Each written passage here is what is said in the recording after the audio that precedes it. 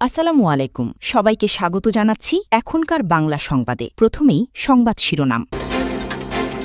শুরুতেই জানিয়ে দেব, ওপেক ছাড়ার পর আমিরাতের তেল উৎপাদন রেকর্ড ছুঁয়েছে। এরপর জানিয়ে দিব, ভিয়েতনামে নৌকাডুবিতে 15 ভারতীয় নিহত। তারপর জানিয়ে দিব, বাবার নিষ্পাপ রক্তের প্রতিশোধ নেওয়া হবে, মোজতবা খামেনি। সবশেষে জানিয়ে দিব, ভেনেজুয়েলায় জোড়া ভূমিকম্পে নিহতের সংখ্যা 4000 ছাড়ালো। এতক্ষণ শুনছিলেন সংবাদ শিরোনাম, এখন বিস্তারিত। তার আগে আপনি যদি ইরানের পক্ষে থাকেন তাহলে ভিডিওটি লাইক করে চ্যানেলটি সাবস্ক্রাইব করে কমেন্টে লিখুন স্ট্যান্ড উইথ ইরান। ওপেক ছাড়ার পর আমিরাতের তেল উৎপাদন রেকর্ড ছুঁয়েছে। জ্বালানি খাতের আন্তর্জাতিক জোট ওপেকের দীর্ঘদিনের বাধ্যবাধকতা থেকে বেরিয়ে আসার পর সংযুক্ত আরব আমিরাত তার খনিজ তেল উৎপাদন সর্বকালের সর্বোচ্চ পর্যায়ে নিয়ে গেছে। ওপেকের নেতৃত্ব দানকারী দেশ সৌদি আরবের সাথে নীতিগত দূরত্বের কারণে গত মে মাসে জোটটি ত্যাগ করে আবুধাবি। এর পরপরই নিজেদের উৎপাদন ক্ষমতা বাড়িয়ে গত জুন মাসে দৈনিক 41 লক্ষ ব্যারেলে উন্নীত করেছে দেশটি, যা আন্তর্জাতিক পরমাণু শক্তি সংস্থার সর্বশেষ প্রতিবেদনে নিশ্চিত করা হয়েছে। এর আগে 2015 সালে দেশটির দৈনিক গড় উৎপাদন ছিল 35 লক্ষ ব্যারেল এবং 2020 সালে রাশিয়া সৌদি আরব মূল্যযুদ্ধের সময় সর্বোচ্চ উৎপাদন ছিল 40 লক্ষ ব্যারেল। ভিয়েতনামে নৌকাডুবিতে 15 ভারতীয় নিহত।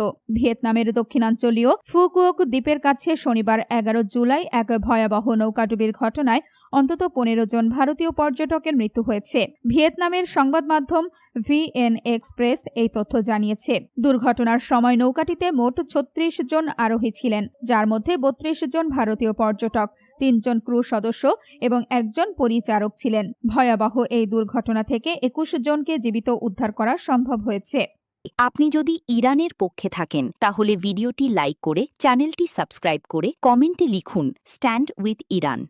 বাবার নিষ্পাপ রক্তের প্রতিশোধ নেওয়া হবে, মোজতবা খামেনি। ইরানের সর্বোচ্চ নেতা মোজতবা খামেনি তার বাবা আয়াতুল্লাহ আলী খামেনির নিষ্পাপ রক্তের প্রতিশোধ নেওয়ার দৃঢ় অঙ্গীকার ব্যক্ত করেছেন। বাবার দাফন সম্পন্ন হওয়ার পর দেওয়া প্রথম বার্তায় তিনি বলেন, এই প্রতিশোধ গ্রহণ শুধু তার পরিবারের সিদ্ধান্ত নয়, বরং এটি সমগ্র ইরানি জাতির ইচ্ছা। ফেব্রুয়ারির শেষ দিকে যুদ্ধের প্রথম দিনে মার্কিন ইসরায়েলি হামলায় ইরানের সাবেক সর্বোচ্চ এই নেতা নিহত হন। বাবার আকস্মিক হত্যাকাণ্ডের পর দেওয়া এই বিবৃতিতে মোজতবা খামেনি তার বাবার জানাজায় লক্ষ লক্ষ মানুষের স্বতঃস্ফূর্ত উপস্থিতির জন্য গভীর কৃতজ্ঞতা প্রকাশ করেন। শোক সন্তপ্ত জনতার এই বিশাল সমাগমকে তিনি একটি শত্রু বিধ্বংসী এবং ঐতিহাসিক উপস্থিতি হিসেবে অভিহিত করেছেন।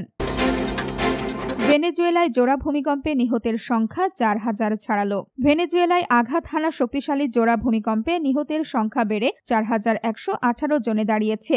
গত 24 জুনের এই ভয়াবহ বিপর্যয়ে আহত হয়েছেন আরও অন্তত 16740 জন এবং হাজার হাজার মানুষ এখনও বাস্তুচ্যুত অবস্থায় রয়েছেন। দেশটির ন্যাশনাল অ্যাসেম্বলির প্রেসিডেন্ট হোর্হে রদ্রিগেজ শুক্রবার 10 জুলাই সামাজিক যোগাযোগ মাধ্যম এক্সে দুর্যোগ পরবর্তী সর্বশেষ পরিস্থিতি তুলে ধরে এই তথ্য জানান।